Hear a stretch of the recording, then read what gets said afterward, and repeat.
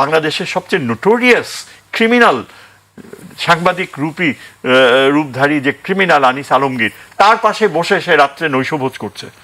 কিভাবে সম্ভব এটা? একটা যেই লোকটা সরাসরি প্রেসিডেন্ট জিয়ার যে খেতাব তুলে নিতে বলছে, যেই লোকটা একবার এই প্রেসিডেন্ট জিয়ার মাজারকে সেখান থেকে সরায় ফেলতে বলছে, এরকম একটা ক্রিমিনাল, তার তো যাবজ্জীবন কারাদণ্ড হওয়া উচিত। অথচ এই স্বরাষ্ট্রমন্ত্রী তার সাথে নৈশভোজ করছে। কি ধরনের মানুষ?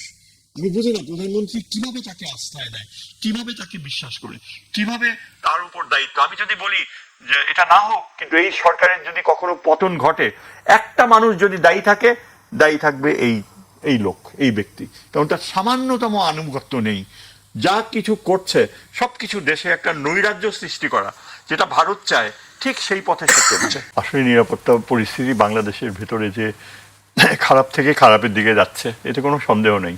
এবং আমরা যেভাবে দেখছি যে সরকারি দলের যে যুবক সংগঠনটি, তাদের যেভাবে তারা এই মানে ছাত্রলীগের মতোই আগেকার মতো চাঁদাবাজি এবং মাঝে মাঝে আরও ভয়ঙ্করভাবে তারা কার্যকলাপ শুরু করছে, আমার কাছে মনে হয় যেন নিরাপত্তা, আভ্যন্তরীণ নিরাপত্তার জন্য এককভাবে যিনি দায়ী তিনি হচ্ছেন স্বরাষ্ট্রমন্ত্রী।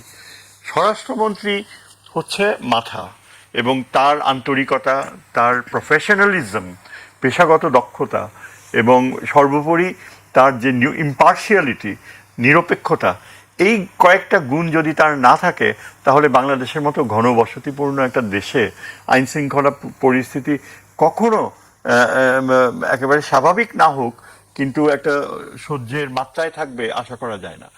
আনফর্চুনেটলি আমাদের দুর্ভাগ্য যে এমন একজন ব্যক্তিকে এই স্বরাষ্ট্রমন্ত্রীর দায়িত্ব দেওয়া হয়েছে, যিনি, তার কাছে, আমার কাছে সবসময় মনে হয়েছে যে মনস্তাত্ত্বিকভাবে ভদ্রলোক, যেহেতু একটা সময় আমলা ছিলেন এবং তার মানে পড়াশোনা করেছে বিশ্ববিদ্যালয়ে, আইনের উপরে পড়াশোনা করেছে, এমন কোনো আহামরি তার পারফরমেন্সও ছিল না, বিসিএস এ ছিলেন।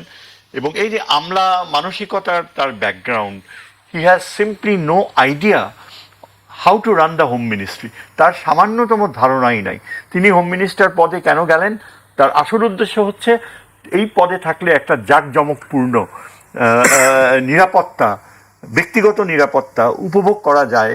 এই পদে থাকলে সারা পুলিশ বাহিনী, নিরাপত্তা বাহিনী তাকে দেখলে সালাম দেবে, তার চারপাশে গার্ড অব অনারের ব্যবস্থা করবে, পুলিশের সমস্ত এই যে অ্যাপয়েন্টমেন্টসগুলো হায়েস্ট লেভেলে তিনি নিয়ন্ত্রণ করবেন। অর্থাৎ সব কিছু যেগুলো আমলাতান্ত্রিক আনুষ্ঠানিক ক্ষমতা উপভোগ করার প্রয়াস, সেগুলো এই ব্যক্তির মধ্যে দেখা যায়।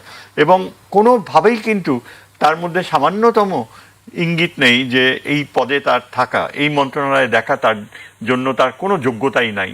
এই কথা এই সারা দেশ মানে বলতে বলতে হয়রান হয়ে গিয়েছে। এবং আমি এই ব্যাপারে প্রধানমন্ত্রীর দৃষ্টি আকর্ষণ না করে পারছি না যে তিনি কোন বুদ্ধিতে, কোন নিশ্চয়তায় এমন একজনকে, যে যার কোনো পেশাগত দক্ষতা নাই, যার অতীত অভিজ্ঞতা নাই, তাকে এই দায়িত্ব দিয়েছে। আমাদের এই দেশে এই স্বরাষ্ট্র মন্ত্রণালয় পরিচালনা করার বিএনপিতে যথেষ্ট যোগ্য ব্যক্তি রয়েছে, যার সততা, কি বলে, জ্ঞানের ভান্ডার রয়েছে, যার প্রতি ইনস্ট্যান্টলি শ্রদ্ধা দেখাবে।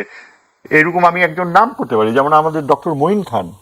মঈন খান একজন অত্যন্ত উচ্চশিক্ষিত, যার চরিত্রে কোনো সামান্যতম ব্ল্যাক স্পট নাই, যিনি মানে রাষ্ট্রপতি হওয়ার জন্য অত্যন্ত যোগ্য একজন ব্যক্তি ছিলেন। এবং এখনো আশা করি যে আমাকে যদি বাঁচতে দেওয়া হতো, আমি সরাসরি ডক্টর মঈন খানকেই রাষ্ট্রপতি হিসেবে বেছে নিতাম। আনফর্চুনেটলি সেটা হবার নয়। কিন্তু এই যে এরকম একজন উচ্চশিক্ষিত ব্যক্তিত্ব, যিনি দীর্ঘ সময় বিএনপির প্রতি আনুগত্য দেখিয়েছেন, তিনি যদি আজকে স্বরাষ্ট্রমন্ত্রী হতেন, আমি নিশ্চিতভাবে বলতে পারি যে পুরা পুলিশ প্রশাসন কিন্তু একটা সততার প্রভাবে এই ঘুষ বাণিজ্য পুলিশের, এটা বন্ধ হয়ে যেত। আমি তো যতদূর জানতে পারি, আগের চেয়ে আরও অনেক বেশি মাত্রায় পুলিশে ঘুষ বাণিজ্য চলছে এবং কোটি কোটি টাকার লেনদেন হয় পোস্টিংস নিয়ে বিভিন্ন থানায়। অথচ এই স্বরাষ্ট্রমন্ত্রী তার সামান্যতম ভ্রুক্ষেপ নেই। সে ওই যে চারদিকে তার স্পেশাল ব্রাঞ্চের লোক থাকবে, ইচ্ছা করলে কাউকে পাকড়াও করতে পারবে। সবচেয়ে খারাপ তার যে মানসিকতা, সেটা হচ্ছে যে কোনো ইম্পার্শিয়ালিটি নেই। এই যে বিভিন্ন ছাত্র সংগঠনগুলো যারা এই দেশে জুলাই বিপ্লব করেছিল, এই যে বিশাল একটা ছাত্রদের দল এবং বিভিন্ন বিশ্ববিদ্যালয়ে যে অত্যন্ত সচেতন ছাত্র সমাজ যারা কোনো ভুল করেনি তাদের ছাত্র প্রতিনিধি ইলেক্ট করতে, এদের প্রতি যদি বিমাতাসুলভ আচরণ করা হয় এবং প্রত্যেক দিন আমরা দেখি রাস্তাঘাটে সব জায়গায় ছাত্ররা, এই যে পুরো নিউ মার্কেট এরিয়া পুরো একটা যুদ্ধক্ষেত্রে পরিণত হয়েছে। দুইটা দল তাদের ওই রাস্তার পাশের ব্যবসা কিভাবে উপরি তুলবে এগুলো নিয়ে 2-3 দিন থেকে সেখানে মারামারি চলছে। What is the home minister doing? Home minister এখন তার ডাইভার্সন অন্যদিকে। আমি অবাক হয়ে গিয়েছি সেদিন দেখে যে বাংলাদেশের সবচেয়ে নোটোরিয়াস ক্রিমিনাল সাংবাদিক রূপধারী যে ক্রিমিনাল আনিস আলমগীর, তার পাশে বসে সে রাত্রে নৈশভোজ করছে। কিভাবে সম্ভব এটা?